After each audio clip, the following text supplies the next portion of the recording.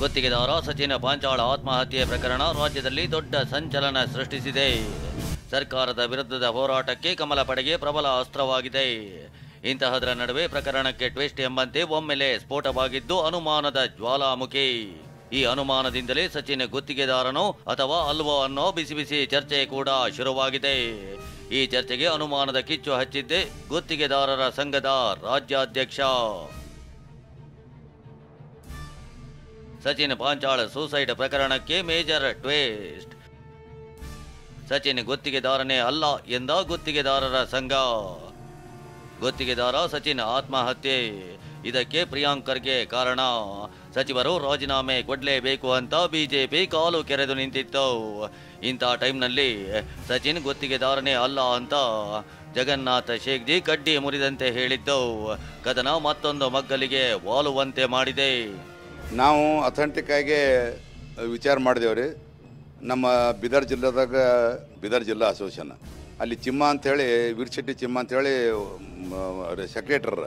ಸೆಕ್ರೆಟರಿಯವ್ರಿಗೆ ಗೊತ್ತಾಗಿದೆ ಹೆಚ್ಚಾಗಿ. ಈ ಪಾಂಚಾಳ್ ಅವ್ರೇನೋ ನಾವು ಗುತ್ತಿಗೆದಾರ ಹರ ಏನೋ ಅಥವಾ ಅವ್ರ ಹೆಸರಲ್ಲಿ ಯಾವ ಪೆಂಡಿಂಗ್ ಬಿಲ್ ಅವನು ಡಿಟೇಲ್ದ ಮಾಹಿತಿ ತೊಗೊರಿ ಅಂತ ಹೇಳಿ ಕಳಿಸಿದಾಗ ಅವ್ರು ಡಿಟೇಲ್ ಮಾಹಿತಿ ತೊಗೊಂಡು ವರದಿ ಕೊಟ್ಟರು. ಇಲ್ಲ ಅವರು ಕಾಂಟ್ರಾಕ್ಟರ್ ಲೈಸೆನ್ಸ್ ಎಲ್ಲಿ ಇಲ್ಲ ಮತ್ತು ಅವ್ರ ಹೆಸರಲ್ಲಿ ಯಾವ ಪೆಂಡಿಂಗ್ ಬಿಲ್ ಅಲ್ಲಿ ನಂಬರ್ ಇಲ್ಲ ಅಂತೇಳಿ ಮಾಹಿತಿ ಕೊಟ್ಟರು.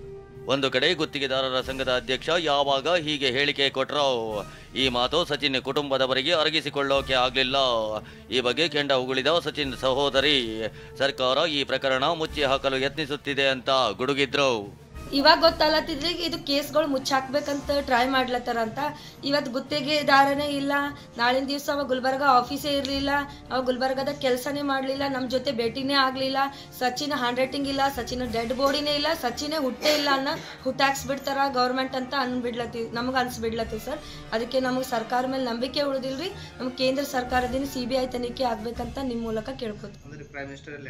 ಬರಿತೀವಿ ಸರ್. ಮತ್ತೀಗ ಏನು ಮಾಡೋರಿ? ಪ್ರೈಮ್ ಮಿನಿಸ್ಟರಿಗೆ ಸರ್. ಪ್ರಿಯಾಂಕ್ ಛಲವಾದಿ ಮಧ್ಯೆ ಗುತ್ತಿಗೆದಾರ ಗುದ್ದಾಟ. ಸಚಿವ ಪ್ರಿಯಾಂಕ್ ಖರ್ಗೆ ಕೂಡ ಸಚಿನ್ ಗುತ್ತಿಗೆದಾರ ಅಲ್ಲ ಅಂತಾನೆ ಹೇಳಿದ್ರು.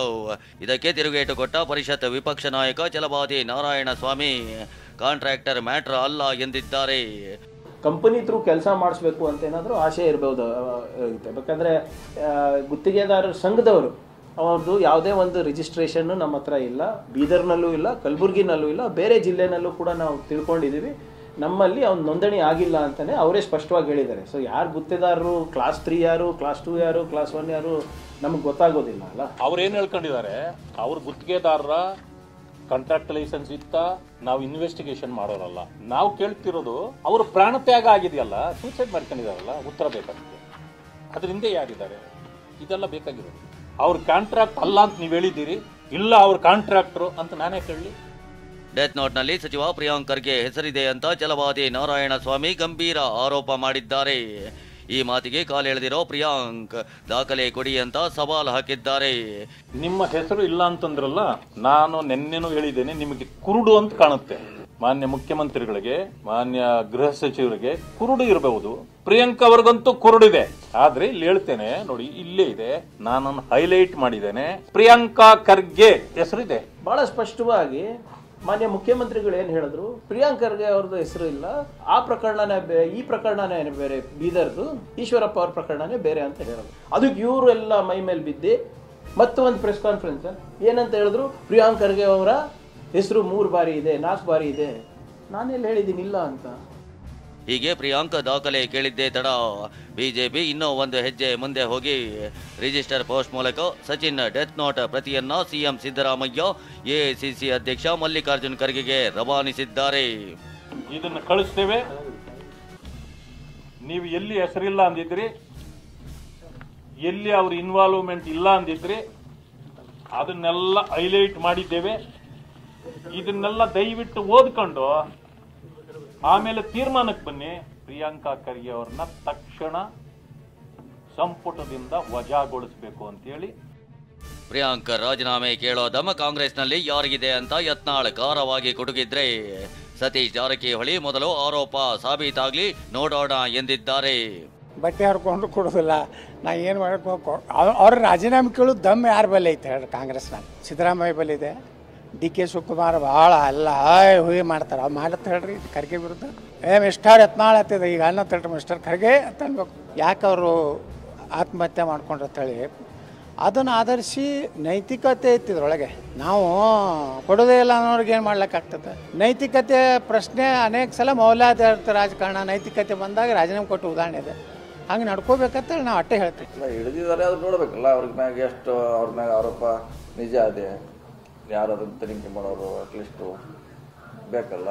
ಈಗ ರಾಜೀನಾಮೆ ಇದು ಪ್ರತಿ ದಿವಸ ರಾಜೀನಾಮೆ ಕೇಳ್ತಾರೆ, ಯಾವುದೋ ವಿಷಯದಲ್ಲಿ ಕೇಳ್ತಾರೆ. ಮತ್ತು ಎಲ್ಲರೂ ಕೊಟ್ಕೊತ ಹೋದ್ರೆ ಮಂತ್ರಿ ಮಂಡಳಿ ಖಾಲಿ ಆಗ್ತದೆ. ಯಾವ್ದಾರ ಒಂದು ಏಜೆನ್ಸಿ ತನಿಖೆ ಮಾಡಬೇಕು ಅಥವಾ ಅದೇನಾರ ಆರೋಪ ಎಲ್ಲರ ಒಂದು ಹಂತದಲ್ಲಿ ಪ್ರೂವ್ ಆಗಬೇಕು.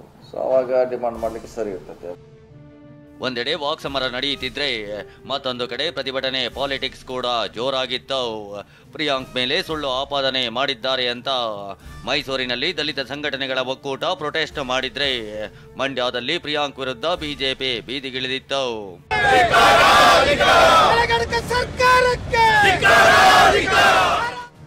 ಇಷ್ಟೆಲ್ಲ ಬೆಳವಣಿಗೆಗಳ ನಡುವೆ ಆತ್ಮಹತ್ಯೆಗೂ ಮುನ್ನ ಸಚಿನ್ ಓಡಾಡಿರೋ ಕೊನೆಯ ದೃಶ್ಯಗಳು ಸಿಸಿಟಿವಿಯಲ್ಲೇ ಸೆರೆಯಾಗಿವೆ.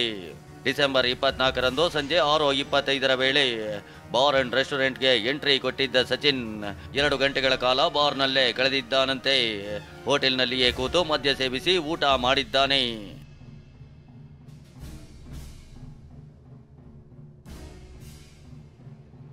ಸದ್ಯ ಸಚಿನ್ ಪಾಂಚಾಳ ಆತ್ಮಹತ್ಯೆ ಪ್ರಕರಣ ಸಿಐಡಿಗೆ ವರ್ಗಾವಣೆಯಾಗಿದೆ. ಸಿಐಡಿ ಎಸ್ಪಿ ಸುಲೇಮಾನ್ ತಹಶೀಲ್ದಾರ್ ನೇತೃತ್ವದಲ್ಲಿ ತನಿಖೆ ನಡೆಯಲಿದ್ದು, ನಾಳೆ ಬೀದರ್ಗೆ ಸುಲೇಮಾನ್ ನೇತೃತ್ವದ ತಂಡ ಆಗಮಿಸಲಿದೆ. Bureau report, TV9.